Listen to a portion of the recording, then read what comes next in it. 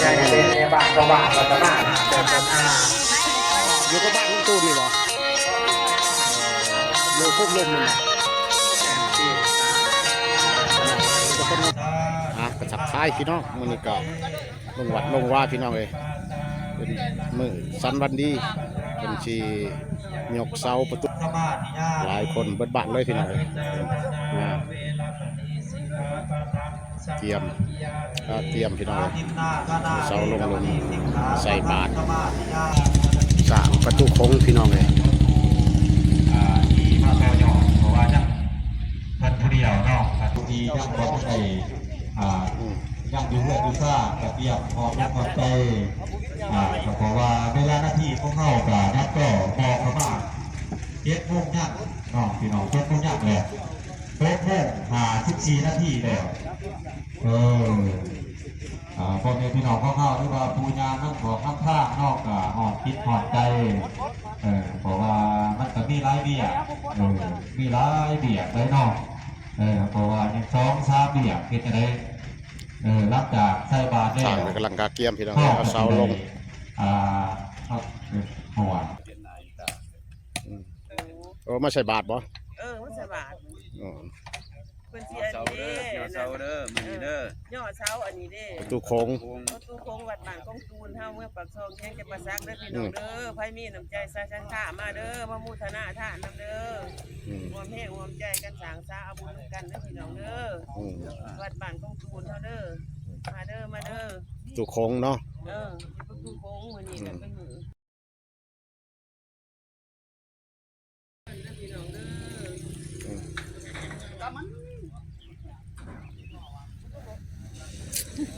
หนักการปกครองเนาะการจะตั้งบ้านเมืองพลงมาปกครองเอาเสา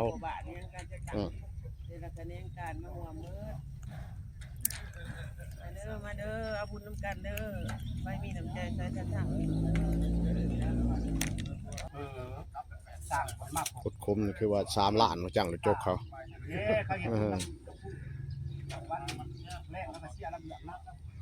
เขาใส่พูดใส่เอาแบบพูดไฟใหม่พูดลอยวัดใต้เลยลอยวัดจะต้องเห็นอีกข้าวลาท่านนอกก็ท่านงดไว้ผมทุกคนทุกการท่านต่อหยอดละว่า100,000 ปีทำบุญ100,000ข้าวแสนหน้าแก้วเงินต่อหยอดละว่า100,000 ปีแม่มุ่นบอกแม่พูดเนาะด้านเทิงเขาแจกเป็นยังใส่บาตรพี่น้องแฟนอีกแฟนต้นเป็นการตกดอกร้านจากพี่น้องเนาะบ้านไก่ชินเฮ้ยนุ้ยไม่ได้ใส่บาตรบ่ไม่ได้ใส่บาตรบ่เป็นจะผ่านจะโอ้ยเสาจดคะแนนของขันในคะแนนเด้อถ้าผีพอมันมาห่วงแซ่ดีแน่แซ่บ่หน่อยบ่ดำตันสูงเนาะ10,000 9,000ก็ได้เนาะใส่บาตรน้ำไก่แก้วที่สี่ทำแล้วแกนี่นุ่งข้าวจีชิโร่ช็อกโกแลตทำแล้วแกนี่นุ่งข้าวจีทำแล้วแม่พ่อจากฝากค้านพี่น้อยอย่าง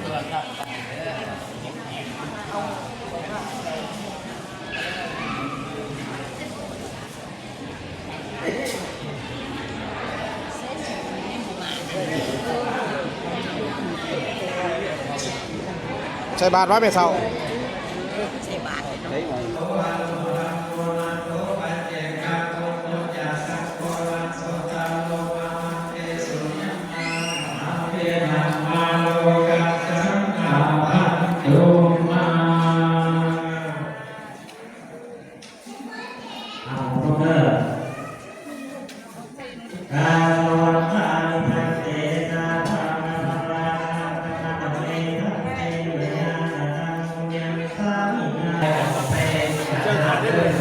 ที่เอาชาดประมาณ5 นาที 10 นาทีจะได้ของคุณพิธีฟังคำพูดโกงเนี่ยโยกสาเนาะจะได้พอดไปสนองสัตตาไปทำสัตตาที่ยังขาดบริจุท ใส่บาตรแล้วใครจะเริ่มได้แบบเด้อมาพอสุโขทัยนานำกัน บ้าน เนาะ นี้เป็นตั้งโรงทานพี่น้องเลย ฝากเสียงไปในพระวรสุโขทัยศาสนาฝากความงามความดีไปว่าบัตรว่าบ้าว่าเป็นคณะกรรมการจะเป็นน้ำยาวเงี้ยก็ อยู่กับบ้านลุงตูนนี่บ่ ก็พูดไม่น้อย อยู่คุ้มลมมันบ่ แสนเกียรติจ้า มีแต่คนงามๆเลย โทษแม่บ้านเพิ่น จริงในประการใดขอให้สมคงมาปรารถนาเด้อจ้า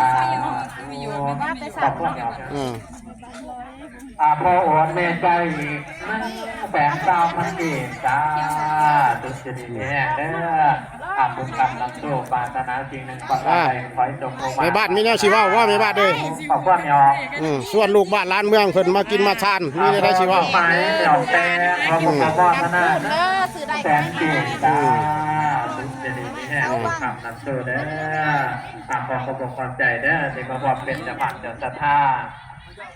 ขออนุญาตทางเสียงเลยเด้อพอญาติออกมากน้อย100,000พอกี้มีออกน้อยอีก100,000เกตจ้าสุขจะดีไม่แห้งบุญขับ เปียกบ่นี่ ขอขอบคุณใจเนาะเป็นจะผ่านจะว่าพวกพ่อท่านเนาะพี่น้องสุขขอบสุขพัวผู้ใดนั่งมาตั้งแต่พัวอุปโภคท่านดอยนางกำจุงกับบริดีได้แม่เด้อวางนำกันเนาะเป็นบุญวางศาสตร์ต่างป่าวังขัดต่างความงามความดีความบัดความบ้าความดีความนอกเอาเราไปแล้ว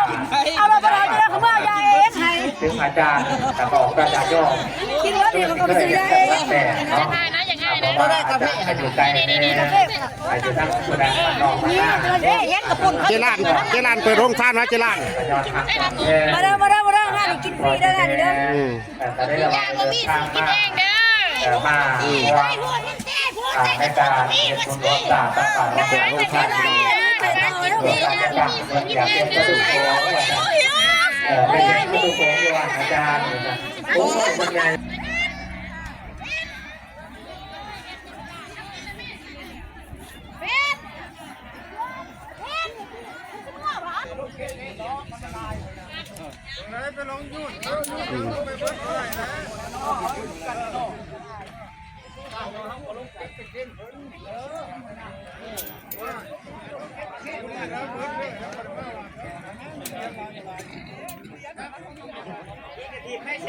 ที่ทาน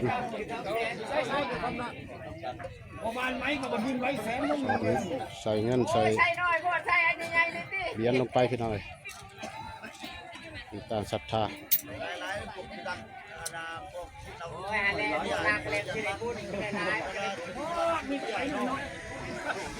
จะไปพันไป2หมด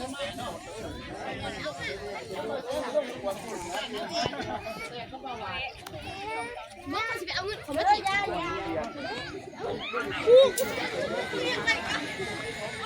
โอ้4 โต๊ะผมละ2 โต๊ะพี่น้อยบ้านนั้น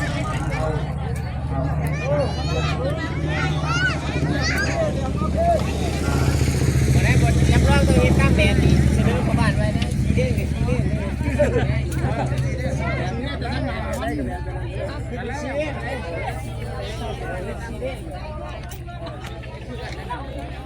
นี่ดอกไม้ดอกยาสีคนมาจังนี้นะ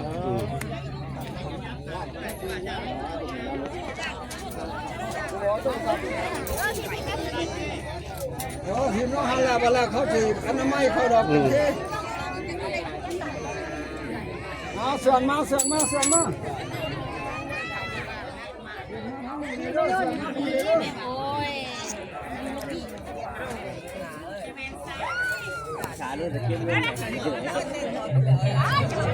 เฮ้ยใกล้ได้โต๊ะ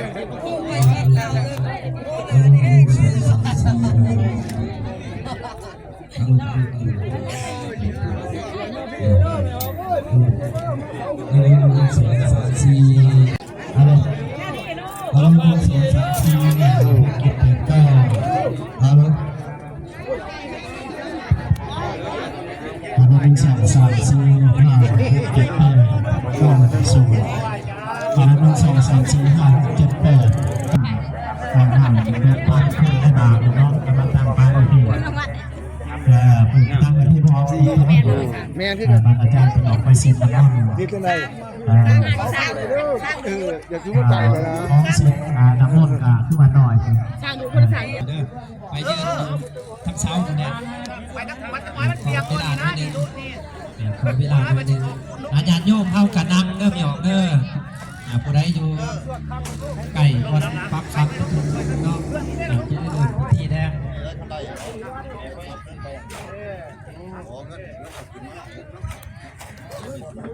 เป็นว่าเงินกระทบเลยพ่อแม่ ใช่ใช่อันนี้เป็นเขาอันนี้ในจานของมันเวลาสูตรประคังกันเป็นต้นครูอาจารย์เป็นตายตัวนั้นเป็นเทศเลยพวกขนวนสีสูงใช้ยันโตตั้งนี้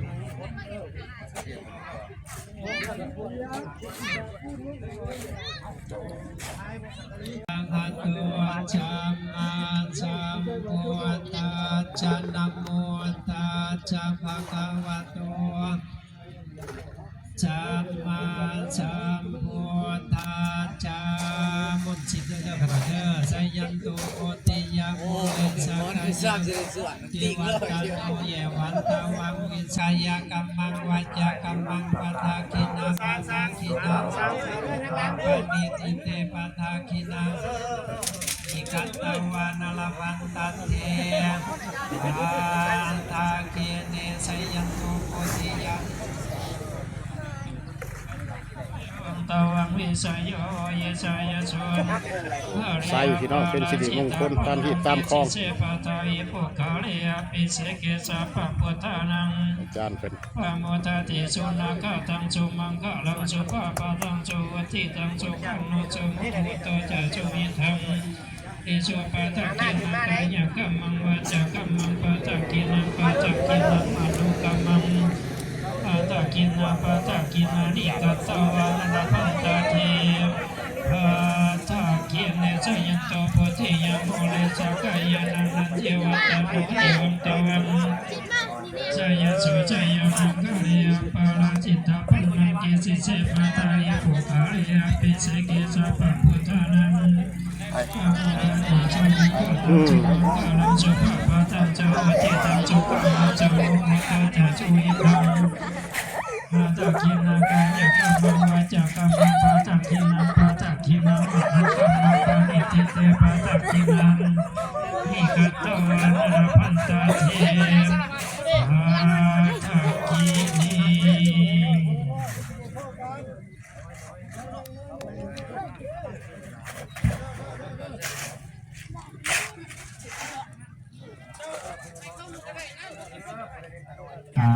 อาณาจักรปกครองของแกมาวันออกไปเก่ง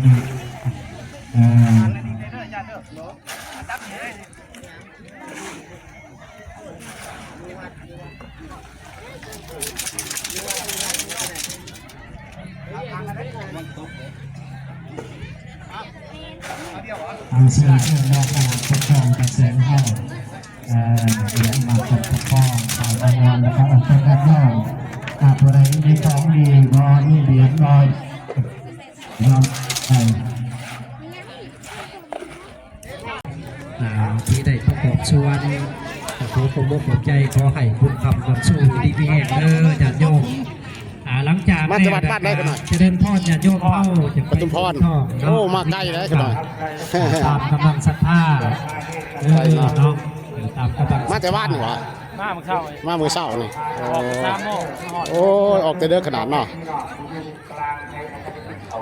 อาจารย์เพิ่นมาแต่ปทุมพรพี่น้องเลยปทุมพรบอกใกล้เลยพี่น้อง100 กว่าโลเป็นมาห่วงพิธี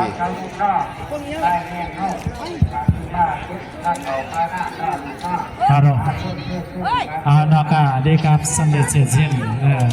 ออกเกินนัดโยไปหาประทานอาหารเด้อได้สร้างเด้อไปกินข้าวเด้อโยสารามเพื่อเป็นบุญเป็นกุศลเนาะถือว่าเป็นครั้งแรกเราเป็นครั้งทำบิดในบ้านเฮาเนาะจะได้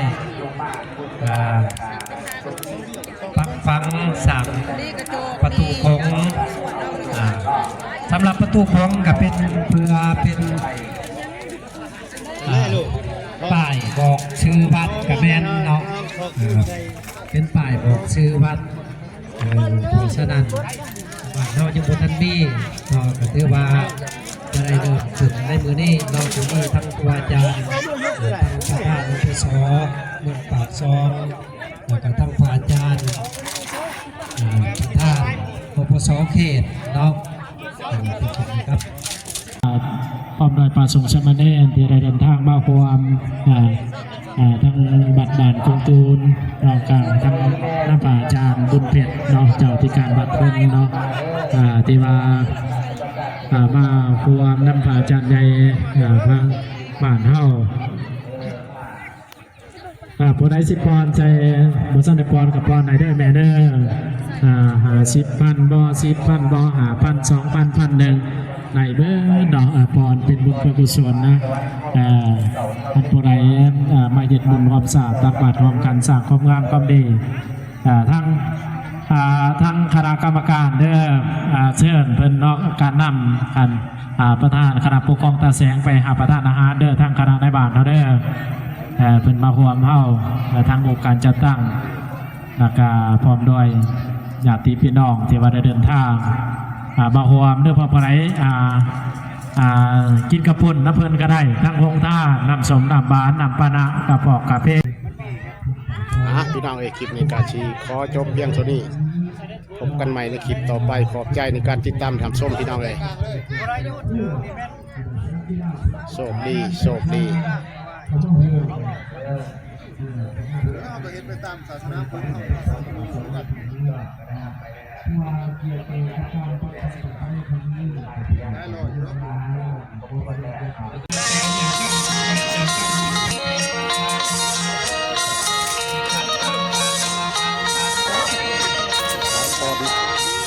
ก่อนเลี้ยงไปพี่น้องใกล้ๆเป็นในบ้านสว่างรัตนาอยู่กับบ้านคุณตูนนี่หรออยู่พวกลมนี่แต่คน